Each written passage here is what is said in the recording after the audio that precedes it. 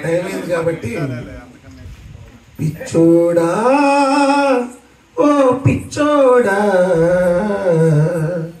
నీ చేతుల్లో ఏముందిరా ఎర్రోడా అంతా మాయే అనుభవించరా సోదోడా పిచ్చోడా ఓ పిచ్చోడా నీ చేతుల్లో ఏముందిరా ఎర్రోడా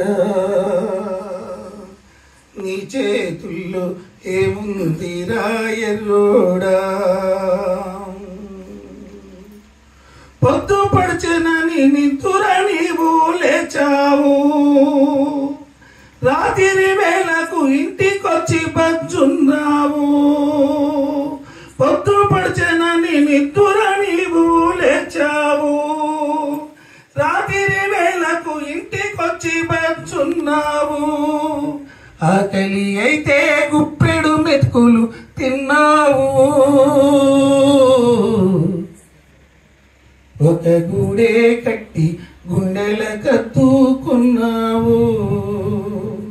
ఆకలి అయితే గుప్పెడు మెతుకులు తిన్నావు ఒక గూడే కట్టి గుండెల కత్తుకున్నావు పిచ్చోడా ఓ పిచ్చోడా నీ చేతుల్లో ఏముందిరా ఎర్రోడా భగవంతుడు ఆకలి పెట్టాడు ఆశ పెట్టాడు మనలోని అన్ని పెట్టి ఇప్పుడు ఇక్కడ ఎమోషనల్ మానవుల యొక్క భావోద్వేగాలను పెట్టి ఇక్కడ కోటరెడ్డి బాబాయ్ కార్యక్రమం జరుగుతుంది జరగదేమో మనమందరం మళ్ళీ అందరం కూర్చోవాలి ఎందుకంటే భజనకు సంబంధించినంత వరకు అందరం కూర్చొని ఆయన గుర్తు చేసుకుంటే చాలా బాగుంటుంది అనని మనందరం భావోద్వేగాలకు లోనయ్యి ఏమైనా పై రావాలి అని చెప్పి ఇక్కడికి వచ్చి కూర్చున్నాం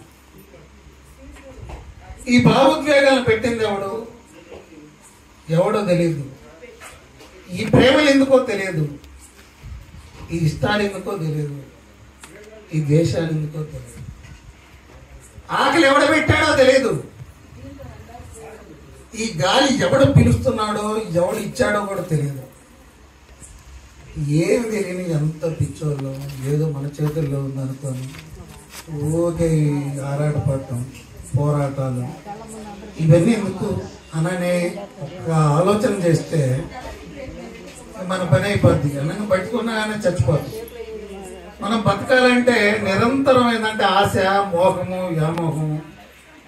కోపము ఇవన్నీ కూడా మనం బతకడానికి భగవంతుడు ఇచ్చినటువంటి వరాలు వాస్తవంగా ఇప్పుడు కనుక ఈ చావును కనుక సరిగ్గా అర్థం చేసుకుంటే ఒక వేదాంతి చెబుతుంది అరే చచ్చినోడి దగ్గరికి వచ్చి చావుపోయే వాళ్ళందరూ ఏడుతున్నారని చావుపోయే వాళ్ళందరూ ఈ చచ్చినోడి దగ్గరికి వచ్చింది వాడేడు చచ్చిండు కానీ వీళ్ళందరూ చావుపోయే వాళ్ళందరూ వీళ్ళకి తెలియదు ఎందుకంటే మనం కూడా చచ్చే వాళ్ళమే కానీ ఆ క్షణం గుర్తుంటే మనకు ఏడుపు రాదు మనం వాడు చచ్చిపోయాడే అని చెప్పి ఏడుస్తాం ఇలా మనిషి జీవితం అర్థం చేసుకుంటే వాడి మీద జాలేసి ఎప్పుడోసారి ఇన్ని ఆశలు పెట్టి వాడు మంచోడు లేదు చెడ్డోడు లేదు మనం అనుకోవటమే వాడు మంచోడు ఇటు చెడ్డోడు వాడు అట్టాంటోడు ఇట్టాంటోడు అని అసలు ఈ ప్రపంచంలో అందరం ఆ భగవంతుడికి బానిసలం తప్పక